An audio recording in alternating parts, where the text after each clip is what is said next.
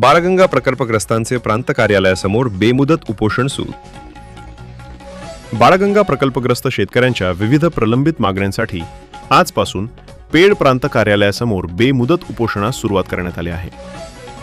कोरा झालेला सातबारा मूळ मालकांच्या नावे परत मिळावा या प्रमुख मागणीसाठी शेतकऱ्यांनी आंदोलनाचा मार्ग अवलंबला आहे. आज प्रांत कार्यालयासमोर प्रकल्पग्रस्त शेतकरी एकत्र जमत घोषणाबाजी करत बेमुदत उपोषण सुरू करून शासनाचे लक्ष वेधण्याचा प्रयत्न केला आहे. यावेळी प्रशासन आमच्या मागण्यांकडे दुर्लक्ष करीत असल्याचा आरोप करत शेतकऱ्यांनी उपोषणाचा निर्णय घेतला असल्याचे सांगितले. कोर्टाचा आदेश आहे, स्वयंस्पष्ट स्वरूपाचे आदेश आहे.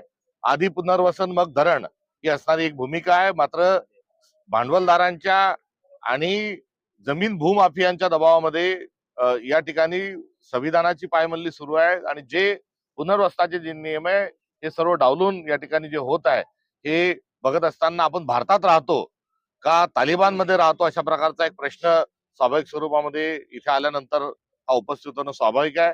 या संदर्भामध्ये प्रचंड विलंब झालेला आहे आणि या विलंबाच्या नंतरही आता प्रशासनाने ला वटणीवर आणण्याकरता थेट स्वरूपामध्ये बाळगंगा प्रकल्पातील सर्व भूमिपुत्रांनी जे दंड ठोपटले आहेत ते अत्यंत रास्त आहे.